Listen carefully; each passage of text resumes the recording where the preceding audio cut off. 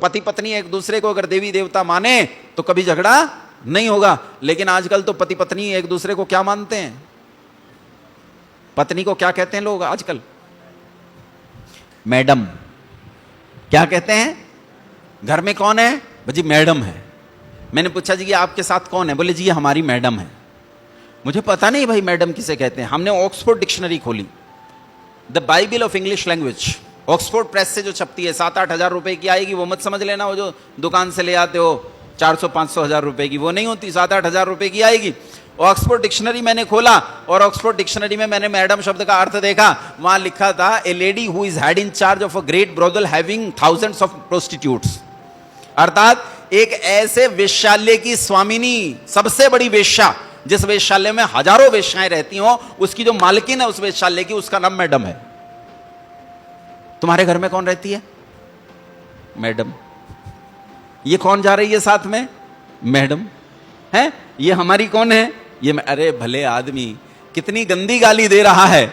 सोच भी रहा है कभी के देवी कहो देवी। क्या कहना चाहिए स्त्रियों को? बोलो क्या कहना चाहिए? देवी कहोगे तो वो सिंह पैदा करेगी। अभिजान शाकुंतलम उठाकर पढ़ना कभी। अभिजान शाकुंतलम में कथा आती है, दुष्यंत के पुत्र का क्या नाम था? भरत, है ना। राजा दुष्यंत के पुत्र का नाम सर्वदमन भी था, है ना। भरत तो कहते थे ऐसे ही, उन्हें नाम तो सर्वदमन ही था। राजा दुष्यंत ने अपनी पत्नी से लंबे समय तक संबंध नहीं रखा। एक बार वो जंगल में गए शिकार खेलने के लिए, तो उन्होंने देखा, उन्हीं का पुत्र था वो, लेकिन वो तो जानते नहीं थे। उनका पुत्र को देखा तो देखा एक बच्चा है सामने छोटा सा, और वो बच्चा शेरनी के दूध पीते हुए शावकों को जबरन खींच रहा है। उनके कान पकड़कर, उनके बाल पकड़कर खींच रहा है और उसकी दूध ही से तोड़ रहा है शेरनी की, और अलग ले जाकर रखता है। बच्चे रोते चीखते फिर आते हैं, फिर मां का दूध पीने लगते हैं। ये डर गया कि कितना भयानक बालक है, शेरनी के बच्चों के साथ खेल रहा है, शेरनी वहीं मौजूद है।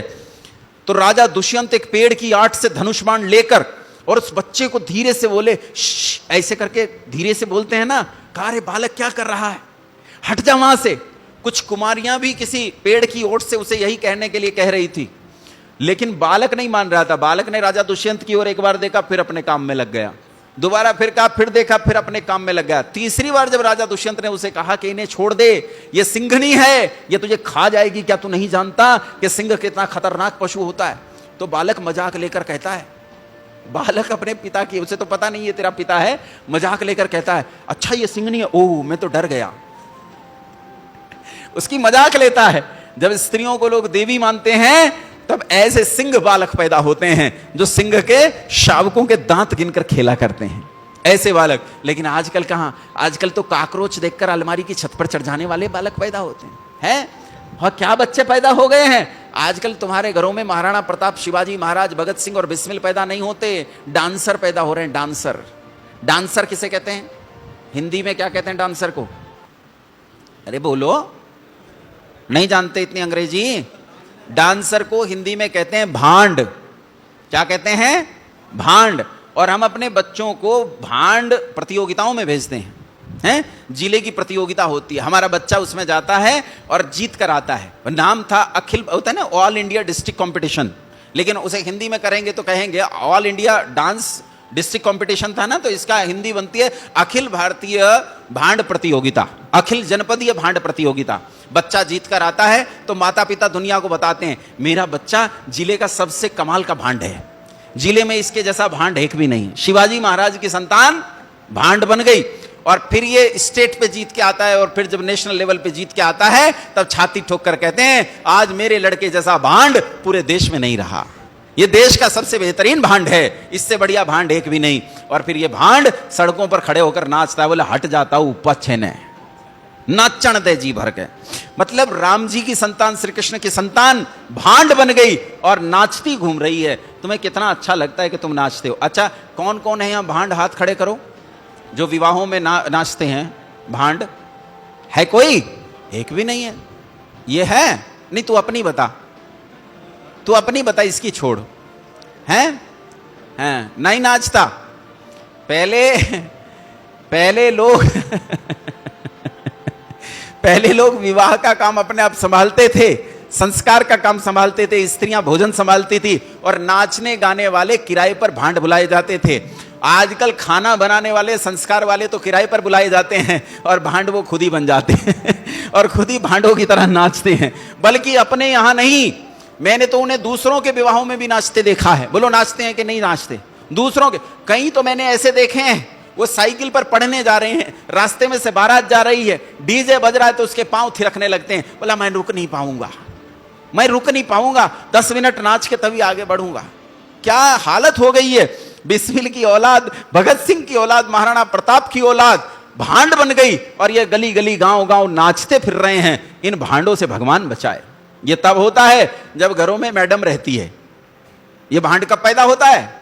जब घरों में मैडम पैदा होते। पहले बच्चे का नाम रखते थे, क्या नाम है? भले संग्राम सिंह हैं, युद्धवीर। आजकल नाम रखते हैं, इसका नाम क्या है? चिंटू है, मोनू, कुक्कू, नाकू, तरा बला। क्या नाम रखते हैं? ये क्या नाम है? और ये नाम रख के खुश होते हैं कि हमने नाम रख लिया। आजकल इसीलिए अच्छा बच्चे भी बदला लेते हैं। बच्चों ने भी इन माता पिताओं के नाम बदल दिए।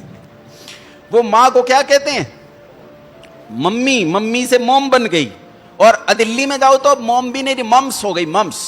वो आवाज लगे मम्स। अच्छा मम्स तो पहले बीमारी निकलती थी यहां हमारे यहां, हाप्पू बोलते थे उसे, है मम्स नाम की बीमारी। ये बीमारी अब घर में आ गई, पिताजी से ब्याह हो गया इसका, और हम उसे मम्स कहते हैं। और पिताजी को क्या बना दिया? डैडी। डैडी से क्या बन गया? डैड। और डेड भी बदल गया, डेड का भी डैडा हो गया। दिल्ली में गया तो वो आवाज लगे डैडा। अरे तेरा भला करे भगवान, डैडा।